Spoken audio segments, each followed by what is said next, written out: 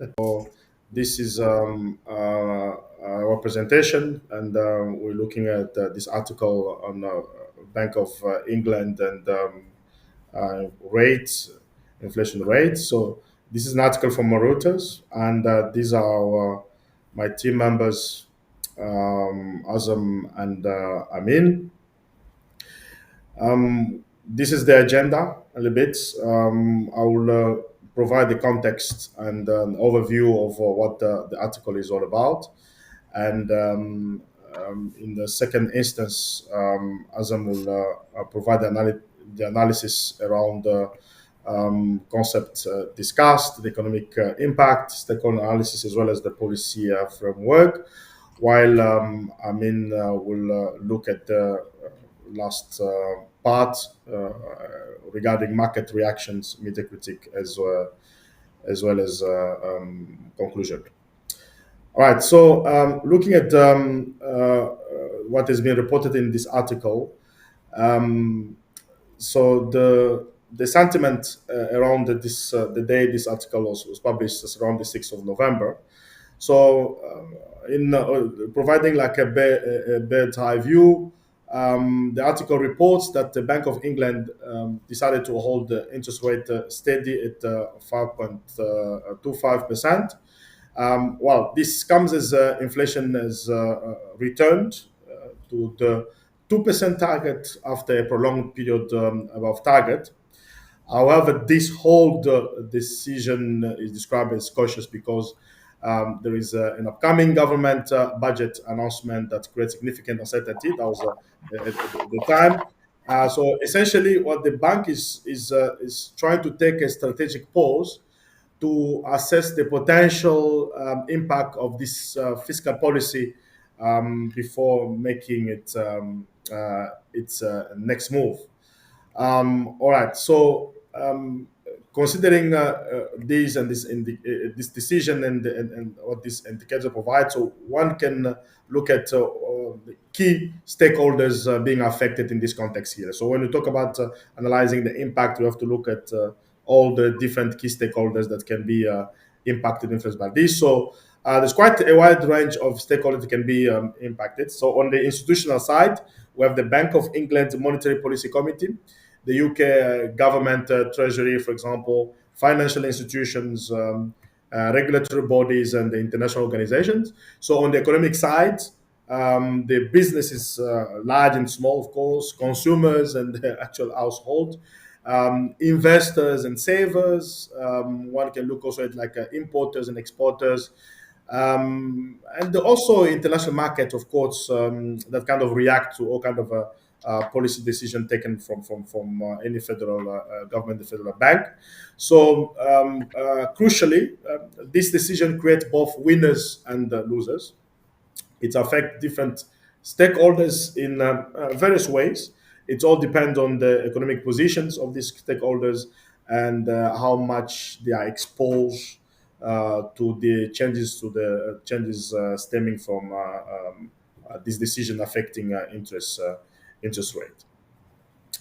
So let's examine the journey, the inflation journey that has led us to this point. So looking at this, as you can see from this timeline here, so it shows that England have experienced significant volatility over the past 5 years. So like in any industry, the COVID period saw a sharp decline, followed by a dramatic surge, peaking at 11.1% in October 2022 through aggressive monetary policy tightening. So from our research and what the context provide, so it has now returned to the 2% target in 2025. So, but what does that tell us when we consider this kind of inflation journey? This can be broken down into key period, right? So from 2020 to 2021, so COVID disruption and the recovery and things changing a little bit like anywhere else.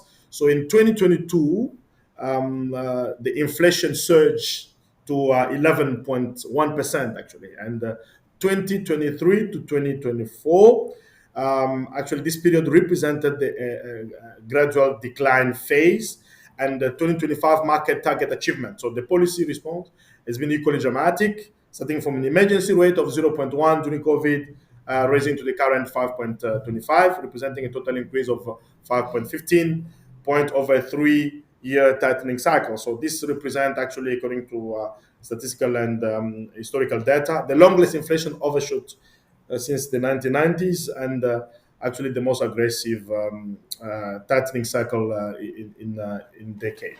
So let's consider this in the context of economic policy framework. This is kind of a dilemma, right? We need to understand the two main policy frameworks at play. So, on one hand, we have a monetary policy that is managed by the Bank of England, using interest rate as its primary tool, control tool, with the main target of 2% inflation, focused on price stability. On the other hand, we have the fiscal policy that is managed by the UK government, that's making use of taxation and spending with the main target of economic growth, currently focused on the upcoming fiscal package. What does it mean? Let's look at the interaction framework of these policies here. This framework shows the coordination challenge faced by England's right. Monetary and fiscal policies can work at cross purposes. Timing mismatch creates economic volatility, communication gaps undermine policy effectiveness, and that can create a credibility issue affecting the market. So the current situation shows exactly why policy coordination is very, very important. So I'm going to hand over to Azam to talk about sectoral economic impact overview. Thank you very much, Dr. Patrick, about this great introduction for our case. Now I'm going to talk about the sectoral economic impacts, overview for this case. So I will analyze the economic impacts of this policy decision and looking at our sectoral impact table. So we can see from this table, the varying effect across different parts of the economy. Uh, and some sectors, face significant challenges while others benefit from the current policy stance. And this is quite normal in any economy. This is we have this breaking, this will be breaking this down. Let's break this down further. So business investment and housing market are most negatively business are most impact are most negatively impacted in this case. So businesses face high borrowing cost, project delays, and what we call an uncertainty freeze. And the housing market is experiencing a mortgage affordability crisis, and this is usually happens in the when we are facing economic crisis. And we have these transactions slow down and the price corrections.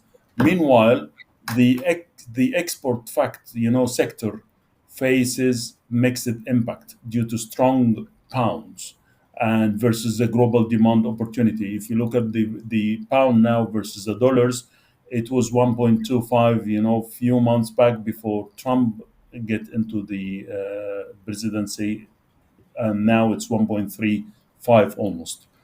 While while savers and pensions actually benefit from the higher return on saving and improved investment yield. So, looking at the next slide for the economic theory, which Phillips curve applications, the point to Phillips curve chart now. Let's apply some economic theory here to understand the trade-offs. So Phillips curve, as you can illustrate, you can see illustrates the fundamental relationship between the inflation and unemployment that policymaker must navigate. So as you can see from this curve, developed from UK data, you can see the impact of this, the relationship between them. The Phillips curve reveals, several critical policy trade-offs here. First is the inflation control versus employment, which is which is crucial. price stability versus economic growth, short-term pain versus long-term gain, and current consumption, versus the future investment. So currently, we are at an interesting, point with inflation at 2% and unemployment at 3.9%, which is relatively low. However, the risk is that in the fiscal stimulus could shift this curve, requiring careful navigation by the Bank of England. So moving to the stakeholder impact matrix, we can see this, the stakeholder matrix help us visualize who wins and who loses. We can clearly see the distribution of impact across different groups, levels of influence and effect, as you can see here on the this matrix. And going to this, drilling deeper on this, we have this mortgage, holders and the small businesses bear the heaviest burdens. So mortgage holders face increased variable rate payment, stretched affordability, and reduced disposal income, which is actually the case. Say, small businesses will have this confront higher borrowing cost. They have to confront this and delayed investment plan and cash flow pressure. On the positive side, savers benefit from improved deposit return. So when they put their cash on the savers accounts, and the better retirement income, while the first time buyers enjoy this house price moderation and better entry opportunity. So if we go into the policy coordination framework slide, the you will have this, the coordination. If you look at this coordination diagram, so this will let us, examine the institutional framework for policy coordination as this diagram shows it. So the institutional coordination mechanisms is actually shows that the Bank of England has enjoyed independence since the 1997 with clear 2% inflation mandate. So coordination tools include, joint economic forecast, regular consultations, crisis protocols, communication and alignments, communication alignments, and however, significant challenges remain: conflicting objectives, different time horizon, political pressure, communication risks, and credibility concerns still there. So the best practice supported by most economists, is maintaining central bank independency to preserve the inflation credibility and market confidence. So now I'm going to hand over to Ahmed Amin, our colleague. So I will leave the floor for him. To him. Thank you very much, Dr. Hazim and Dr. Patrick, for this informative presentation. And regarding the financial market reaction towards the decision of Bank of England, um, we will examine how the financial market have reacted to this policy uncertainty. As the chart shows, we have seen a significant volatility in the Great British Pound versus US dollars exchange rate around the policy announcement period. And when we come to the impact analysis, we can see break down the market reactions in currency markets. Great British pound volatility has increased significantly with the risk of sentiment prevailing. Carry trades are unwinding, and we have seen increased flows to safe havens like US dollar and Swiss currency. In bond markets, we observe yield curve flattening, widening credit spreads, ongoing duration risk assessments, and some liquidity deterioration.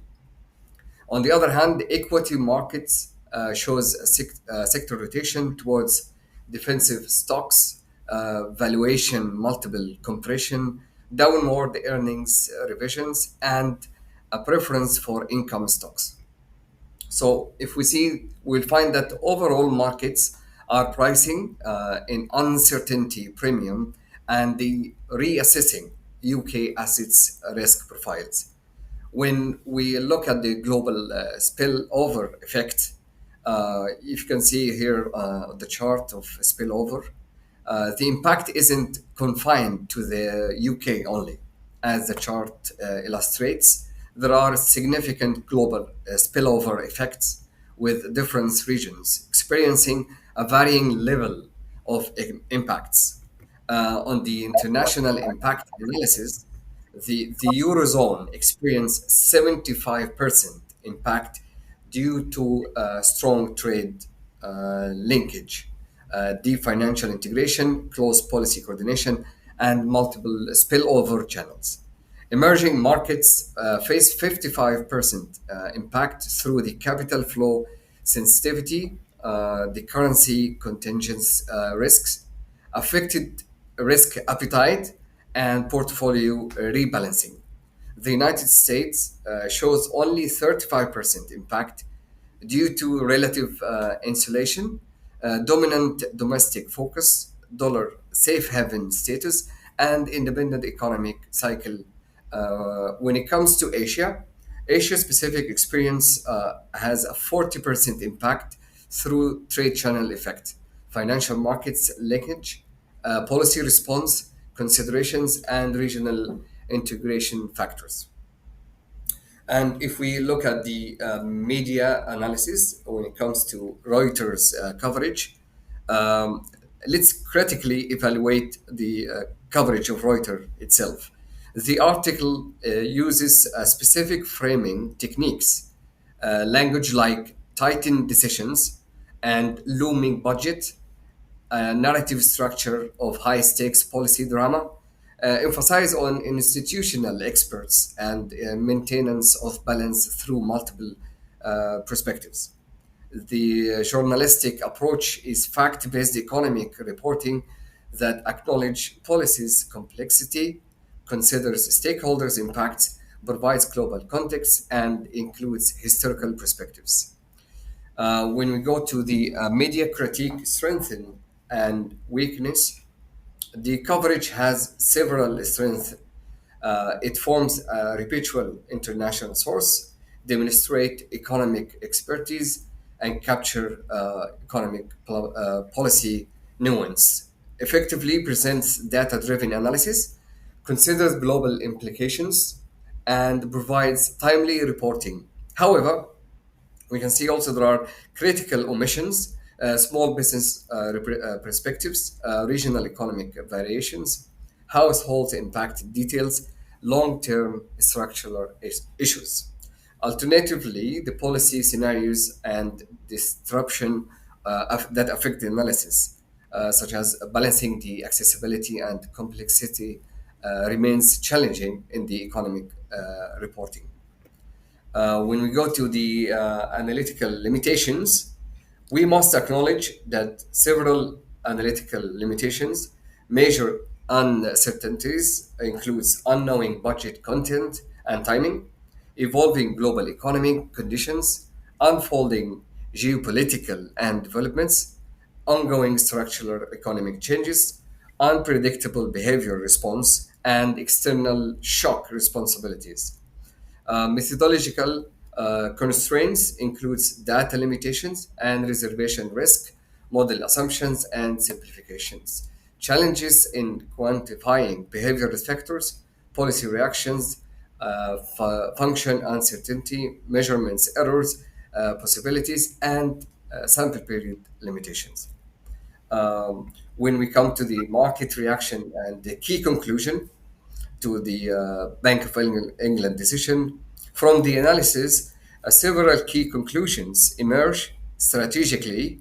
The Bank of England has successfully navigated inflation normalization, but now faces the challenge of monetary fiscal policy coordination. We have learned that the real world economics is more complex than models suggest. Central banks require multiple competencies, and policy credibility is crucial for effectiveness. For our economic learning, this demonstrates practical implication of macroeconomic theory, the importance of institutional design and coordination, the value of critical media analysis, and the real-world consequences of policy decision. And when we come to the recommendation of this policy for immediate action, we recommend maintaining central bank independence, enhancing policy communication clarity, strengthening coordination mechanisms, monitoring international spillovers, and preparing contingency plans. Medium term strategies should include reviewing policies framework effectiveness, improving data collection and analysis, strengthening institutional resilience, enhancing international cooperation, and developing scenario planning capacity. The broader economic significance cannot be overstated. This affects cost of living for millions, determines business investment climate, impacts UK international competitiveness, shape long-term growth trajectory, and involves crucial financial stability consideration. The final reflection on this decision, in a conclusion, economic literacy matters profoundly. Understanding economic policy decision is essential for informed citizenship and democratic participation, effectiveness, business strategy and investment decisions, sound public policy formulation and evaluation, global economic stability and cooperation, and long term prosperity and sustainability development. This analysis demonstrates the real world importance of economic analysis in understanding events that shape our collective future. So, for this, we can end the lecture about our presentation about the decision of Bank of England, and we have here the references where